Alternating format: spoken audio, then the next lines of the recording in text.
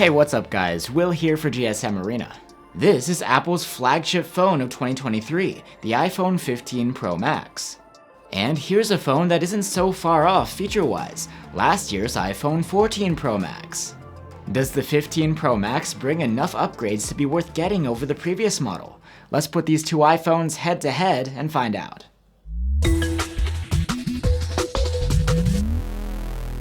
This video is sponsored by ESR, who makes some cool iPhone cases. We'll have a look in a little bit.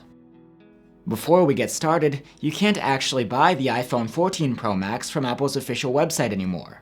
However, if you shop around, you can find it at third-party retailers. Of course, Apple is promoting the iPhone 15 Pro Max instead, which is newer and more expensive. One of the biggest changes you get with the new model is a USB-C port instead of Lightning. Also, the 15 Pro Max has an action key for shortcuts instead of an alert slider. It's also much lighter than the 14 Pro Max because the frame on the new model is made of titanium rather than the heavier stainless steel. That frame also has slightly rounder edges, which makes it easier to handle, but otherwise the two phones look just the same. Both phones are also equally durable, despite some initial reports which may have suggested otherwise. The water resistance is the same too, rated at IP68 against dust and water submersion up to a depth of 6 meters.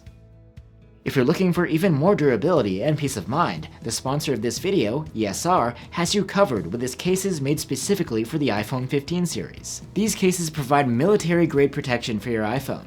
Plus, they're MagSafe compatible with powerful magnets to ensure a strong lock with your accessories. All of the cases have a built-in patented stash stand, which can prop up your iPhone at a variety of angles. And when you're not using the stand, it tucks away around the camera ring. ESR offers the standard Classic Series case and the Armor Series, which provides heavier protection. If you're interested, we'll drop links in the description, plus details on the current deals. On top of that, ESR offers things like screen protectors. And you can check out their other MagSafe accessories by searching for ESR MagSafe on Amazon. The displays of the iPhone 15 Pro Max and iPhone 14 Pro Max also appear to be identical. Both phones have a 6.7-inch OLED panel with ceramic shield protection, a 120Hz refresh rate, and a pill-shaped notch cutout for the selfie cam.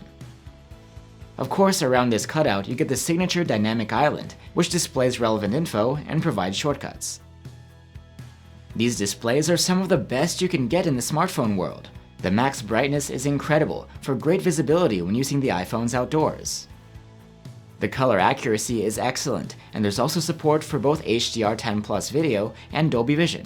And the high refresh rate is quite efficient and adaptive too. The stereo speaker quality is outstanding on both the 15 Pro Max and 14 Pro Max. With either of them, you'll get very good loudness and rich and deep sounding audio. Since both the new model and last year's model are now running Apple's newest iOS 17, you get basically the same software experience. But since the 15 Pro Max is newer, its software support will last a bit longer than the older 14 Pro Max. The new iPhone also provides some new connectivity options thanks to the USB-C port, which lets you connect to an external display. You can also make a wired USB connection to things like a mouse, keyboard, or external storage, or plug in certain accessories for reverse charging. When it comes to the chipset, there has been a bit of an upgrade this year. The iPhone 15 Pro Max runs on Apple's latest A17 Pro. On the iPhone 14 Pro Max, you get Apple's second best smartphone chip, last year's A16 Bionic. The new A17 Silicon brings about a 10% increase in CPU performance, and up to a 20% improvement when it comes to the graphics. Also notable is that the A17 Pro has hardware-accelerated ray tracing. It's supposed to be many times faster than the software-based ray tracing in the previous generation. Regardless, in real-world use and even gaming, both phones feel equally capable. When it comes to the battery, both models have nearly the same capacity, and the battery life is about the same too. The iPhone 14 Pro Max earned an endurance rating of 121 hours, while the 15 Pro Max achieved a rating of 118 hours in our tests. As far as charging goes, with a 20-watt adapter, we charged the 15 Pro Max from 0 to 46% in half an hour, versus 48% on the 14 Pro Max in the same amount of time. A full charge is also basically identical. Now we have the cameras. On both phones you get a main cam, a telephoto zoom, an ultra-wide, and a LiDAR scanner, but the telephoto is different on the new model. The 15 Pro Max has a 5 times periscope zoom, compared to the 3 times zoom you get on the iPhone 14 Pro Max. Another difference is in the main camera's processing. The new models outputs 24 megapixel photos by default, while last year's produces 12 megapixel shots. As a result, the photos from the 15 Pro Max's main camera are better, offering more detail and a more natural look. Apple's signature color rendition is of course shared between the two phones. A similar conclusion can be drawn about the low-light photos.